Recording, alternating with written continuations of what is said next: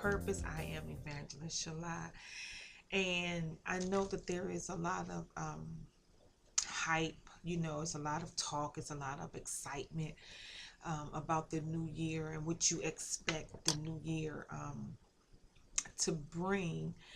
But as I began to ponder on the thought of transition, and as I began to think about the scripture and look at the scripture, how that every time somebody transitioned, that every time that somebody went to another level, that every time that God elevated somebody, that it came with a sacrifice. And so today we're going to talk about, in 7 minutes of purpose. What are you willing to sacrifice for this new place?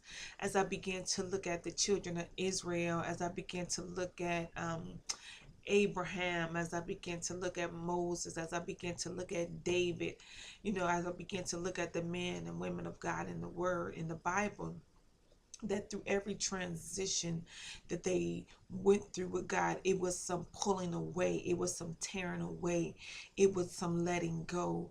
And so I really couldn't, not really, I couldn't find, it's not that I couldn't find the scripture, but my mind began to ponder that, as we begin to move forward in our lives, as we begin to transition, that we have to lose some things, we have to pull away from some things, we have to move away from some things. So the Lord began to drop in my spirit, what are you willing to sacrifice? What are you willing to lay at the altar to get to the place where God is calling you from?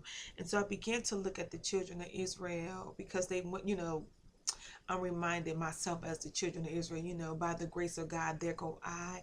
Nevertheless, as I began to look at the children of Israel, I began to consider, what am I willing to sacrifice? What am I willing to put on the altar going into this new year? What will be my burnt sacrifice? And I know, we're living under grace and all of that. However, it's still a sacrifice.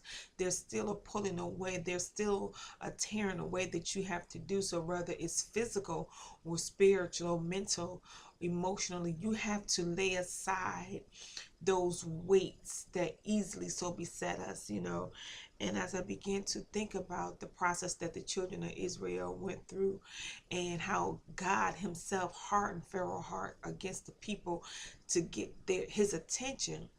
And nevertheless, I began to think about, as Moses and Aaron began to go in to say, let my people go, God brought all these things against Pharaoh, against the people of God. He brought all these things against them. The locusts, he killed the firstborn. You name it, they went through it. But nevertheless, through the process, it was all for us. It was never for not. God don't take you through process for anything. God has a plan and God has a purpose for your life. But just begin to ponder. You will find the story of the children of Israel mentioned throughout the Bible in its entirety. But if you go to the book of Exodus, you can just begin to read and look at all the things that the children of Israel went through. But I'm reminded that as God began to free the people, free the children of Israel, and they began to run towards the Red Sea.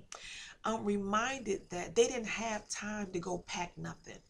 They didn't have time to go get their most precious valuables. They didn't have time to go get their bank accounts and their this and their that.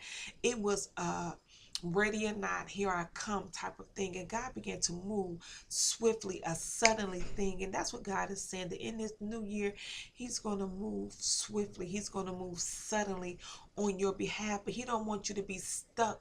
He don't want you to be like Lot wife, looking back, trying to recall what you're leaving behind, because God is going to move so swiftly. He needs you to move just like that. When he began to say run, when he began to say move, when he began to say do it, he needs you to be able to move suddenly. He needs a suddenly thing in your life. He don't need you to consider the past. And I know it's easier said than done. However, God is doing a swift work. He has done a swift work. He have laid in my heart that this year, 2014, will be the season of more than enough in my life. I don't know what God is speaking in your life, but he is letting me know that I am going to supply more than enough, even in your small, even in your little. Don't judge the quantity. Don't judge the quality. Just know that I'm going to provide more than enough in this season. But what he's letting me know, that I don't have to worry about the things that I'm leaving behind.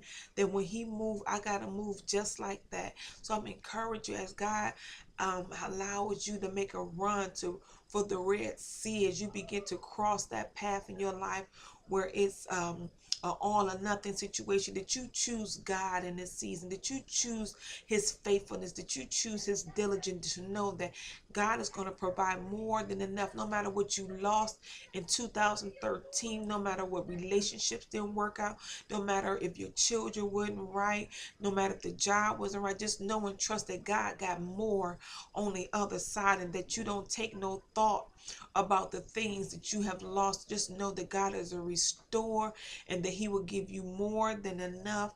And don't worry about the things that you love. Just know that God will provide.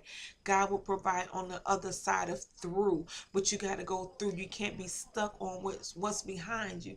And we, reminded of the children of Israel. It's so funny how we do. I just want to throw this tidbit. After they crossed the Red Sea, after God freed them and brought them through deliverance, they had the nerve to complain. They had the nerve to tell God, we would have did better. You brought us over here to die in all of this foolery. And I'm just here to encourage your heart, to let you know that stuck is not a place to be in. You want to be in the process of moving forward, moving in the things of God. Thank you for tuning in. I got excited. This is 7 Minutes of Purpose. I am Evangelist Shala. Until next time.